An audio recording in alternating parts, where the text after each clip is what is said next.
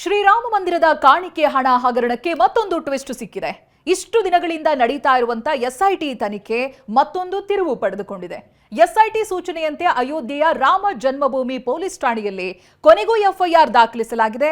FIR ದಾಖಲಾದ ಬೆನ್ನಲ್ಲೇ 8 ಆರೋಪಿಗಳನ್ನ ಪೊಲೀಸರು ಬಂಧಿಸಿದ್ದಾರೆ. ಜೊತೆಗೆ ಕೋರ್ಟ್ಗೂ ಕೂಡ ಪ್ರೊಡ್ಯೂಸ್ ಮಾಡಿದ್ದಾರೆ.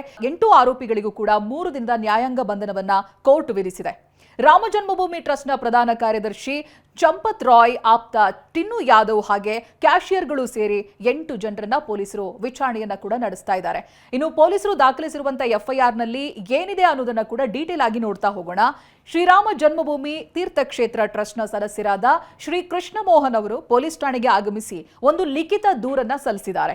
ಶ್ರೀರಾಮ ಜನ್ಮಭೂಮಿ ದೇವಾಲಯದಲ್ಲಿ ಕಾಣಿಕೆ ಅರ್ಪಣೆ ಹಣದ ಲೆಕ್ಕಾಚಾರದ ಪ್ರಕ್ರಿಯೆಯಲ್ಲಿ ಸೇವೆಯಲ್ಲಿರುವ ಕೆಲ ಸಿಬ್ಬಂದಿಗಳು ಸಂಚು ರೂಪಿಸಿ ಕಾಣಿಕೆ ಹಣವನ್ನ ಕಳ್ಳತನ ಅಥವಾ ದುರುಪಯೋಗ ಅಥವಾ ಅಪರಾಧಿಕ ನಂಬಿಕೆ ದ್ರೋಹ ಎಸಗಿದ್ದಾರೆ ಅಂತ ದೂರಿನಲ್ಲಿ ತಿಳಿಸಿದ್ದಾರೆ.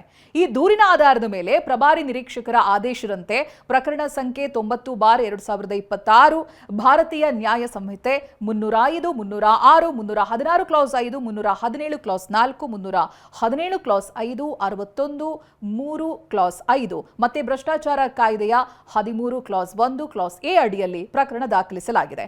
ಪ್ರಕರಣ ಸಂಬಂಧ ಎಫ್ಐಆರ್ ದಾಖಲಿಸಿರುವಂತಹ ಪೊಲೀಸರು ಯಾರ್ಯಾರನ್ನ ಬಂಧಿಸಿದ್ದಾರೆ ಇದೆಲ್ಲದ ಡೀಟೇಲ್ಸ್ ಅನ್ನ ನಾವು ಗಮನಿಸ್ತಾ ಹೋಗೋಣ.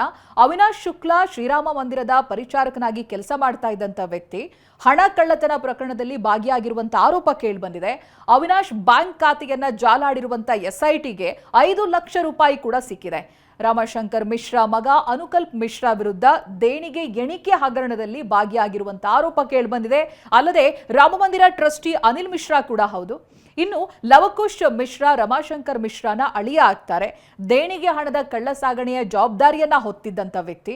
ಹೀಗಾಗಿ ಲವಕುಶ್ ಮನೆಯಲ್ಲಿ ಶೋಧದ ವೇಳೆ ಹಣ ಪತ್ತೆಯಾಗಿರುವುದಾಗಿ ಮಾಹಿತಿ ಸಿಗ್ತಾ ಇದೆ. ಇನ್ನು 4ನೇ ಆರೋಪಿ ಮನೀಶ್ ಕುಮಾರ್ ಯಾದವ್ ಟಿನ್ನು ಯಾದವ್ನ ಸೋದರಳಿಯ. ದೇಣಿಗೆ ಹಣ ಎಣಿಸೋ ತಂಡದಲ್ಲಿ ಮನೀಶ್ ಯಾದವ್ ಕೂಡ ಇದ್ದ ಅಂತ ಹೇಳಲಾಗ್ತಾ ಇದೆ. ಮನೆ ತಪಾಸಣೆ ವೇಳೆ ದೇಣಿಗೆ ಹಣ ಪತ್ತೆಯಾಗಿದೆ ಅನ್ನೋದಾಗಿ ಎಸ್ಐಟಿ ವರದಿಯಲ್ಲಿ ಉಲ್ಲೇಖಿಸಲಾಗಿದೆ.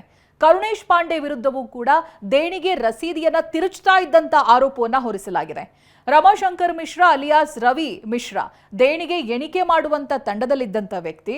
ಉಳಿದ ಸಿಬ್ಬಂದಿ ಜೊತೆಗೆ ಸೇರಿ ಪಿತೂರಿ ಮಾಡಿದ್ದಾರೆ ಅನ್ನೋ ಆರೋಪ ಇದೆ. ಇನ್ನು ಮಗ ಅಳಿಯನನ್ನ ಹಣ ಎಣಿಕೆ ಕಾರ್ಯಕ್ಕೆ ನೇಮಿಸಿದ್ದ. ಬ್ಯಾಂಕ್ನ ಮಾಜಿ ಉದ್ಯೋಗಿ ಸುಭಾಷ್ ಶ್ರೀವಾಸ್ತವ್ ದೇಣಿಗೆ ಎಣಿಕೆ ಸಿಬ್ಬಂದಿಯ ಉಸ್ತುವಾರಿಯಾಗಿದ್ರು. ರಾಮಶಂಕರ್ ಯಾದವ್ ಅಲಿಯಾಸ್ ಟಿನ್ನು ಯಾದವ್ ಬಗ್ಗೆ ದೇಣಿಗೆ ಹಗರಣದಲ್ಲಿ ಹೆಚ್ಚು ಚರ್ಚೆಯಾಗಿದೆ.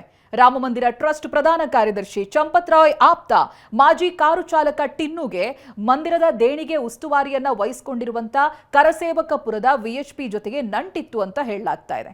ಅಲ್ಲದೆ ದೇಣಿಗೆ ಪೆಟ್ಟಿಗೆಯ ಕೀಲಿ ಕೈಯನ್ನ ಟಿನ್ನು ತನ್ನ ಬಳಿನೇ ಇಟ್ಕೊಳ್ತಾ ಇದ್ದಂತೆ.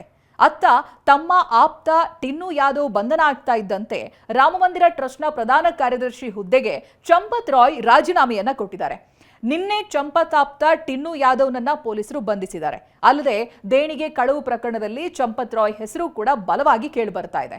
ಮತ್ತೊಂದು ಕಡೆ ರಾಮಮಂದಿರ ಟ್ರಸ್ಟ್ ಸದಸ್ಯ ಅನಿಲ್ ಮಿಶ್ರಾ ಕೂಡ ರಾಜೀನಾಮೆಯನ್ನ ನೀಡಿದ್ದಾರೆ. ಅಯೋಧ್ಯೆಯಲ್ಲಿ ಹೋಮಿಯೋಪತಿ ಕ್ಲಿನಿಕ್ ಅನ್ನು ನಡೆಸ್ತಾ ಇರುವಂತಹ ಅನಿಲ್ ಮಿಶ್ರಾ ಆರ್ಎಸ್ಎಸ್ನ ಹಿರಿಯ ಸದಸ್ಯ.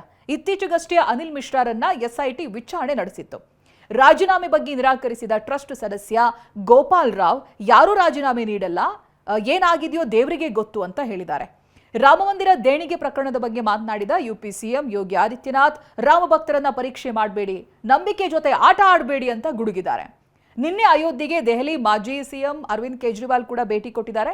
ಈ ಬಗ್ಗೆ ಪ್ರತಿಕ್ರಿಯೆಯನ್ನು ಕೊಟ್ಟಿರುವಂತಹ ಸತೀಶಾಚಾರ್ಯ ಸ್ವಾಮಿ ಅಯೋಧ್ಯೆ ವಿಚಾರ ಸಾಧು ಸಂತರಿಗೆ ಬಿಟ್ಟಿದ್ದು, ಇದರಲ್ಲಿ ರಾಜಕಾರಣ ಮಧ್ಯಕ್ಕೆ ಬರಬಾರದು ಅಂತ ಹೇಳಿದ್ದಾರೆ. ರಾಮಮಂದಿರ ದೇಣಿಗೆ ಲೂಟಿ ಪ್ರಕರಣದಿಂದ ಕೋಟ್ಯಾಂತರ ಭಕ್ತರ ಮನಸ್ಸಿಗೆ ನೋವಾಗಿದೆ ಅಂತ ಕೆಸಿ ವೇಣುಗೋಪಾಲ್ ಆಕ್ರೋಶ ಹೊರಹಾಕಿದ್ದಾರೆ. ರಾಮಮಂದಿರ ದೇಣಿಗೆ ಹಗರಣದ ಬಗ್ಗೆ ಬಿಜೆಪಿ ನಾಯಕರು ಕೂಡ ಪ್ರತಿಕ್ರಿಯೆ ಕೊಟ್ಟಿದ್ದಾರೆ. ಅಯೋಧ್ಯೆ ದೇಣಿಗೆ ಲೂಟಿಯಾಗಿದ್ದು ಆಘಾತ ತಂದಿದೆ ಅಂತ ಈಶ್ವರಪ್ಪ ಹೇಳಿದ್ದಾರೆ. ಪಿಕ್ ಪಾಕೆಟ್ ಮಾಡೋರನ್ನ ಹಿಡಿಯೋದಕ್ಕೆ ಪೊಲೀಸರಿದ್ದಾರೆ ಅಂತ ಸಿಟಿ ರವಿಯವರು ಹೇಳಿದ್ರೆ, ಕಾಂಗ್ರೆಸ್ನವರು ಶ್ರೀರಾಮನ ಬಗ್ಗೆ ಮಾತನಾಡ್ತಾ ಇರೋದು ಸಂತಸ ಅಂತ ಕೇಂದ್ರ ಸಚಿವ ಪ್ರಹ್ಲಾದ್ ಜೋಶಿ ಹೇಳಿದ್ದಾರೆ. ಇದೇ ವೇಳೆ ಬಿಕೆ ಹರಿಪ್ರಸಾದ್ ಬಗ್ಗೆ ಮಾತನಾಡಿರೋ ಜೋಶಿ, ಬಿಕೆ ಹರಿಪ್ರಸಾದ್ಗೆ ಸಾರ್ವಜನಿಕ ಬದುಕಿನ ಬಗ್ಗೆ ಕನಿಷ್ಠ ಜ್ಞಾನ ಇಲ್ಲ ಅಂತ ಹೇಳಿದ್ದಾರೆ. ಹೀಗೆ ರಾಜಕೀಯ ನಾಯಕರ ವಾಗ್ಯುದ್ಧ ಮುಂದುವರೆದಿದೆ. ಮತ್ತೊಂದು ಕಡೆ ಕ್ವಿಂಟಲ್ ಗಟ್ಟಲೆ ಬೆಳ್ಳಿ ಇಟ್ಟಿಗೆ ನಾಪತ್ತೆ ಆರೋಪದ ಬಗ್ಗೆ ಎಸ್ಐಟಿ ಪ್ರಾಥಮಿಕ ವರದಿಯಲ್ಲಿ ಯಾವುದೇ ಉಲ್ಲೇಖ ಆಗಿಲ್ಲ. ಸದ್ಯ ಎಸ್ಐಟಿ ಮತ್ತೊಂದು ಹಂತದ ತನಿಖೆಗಿಳಿದಿದೆ.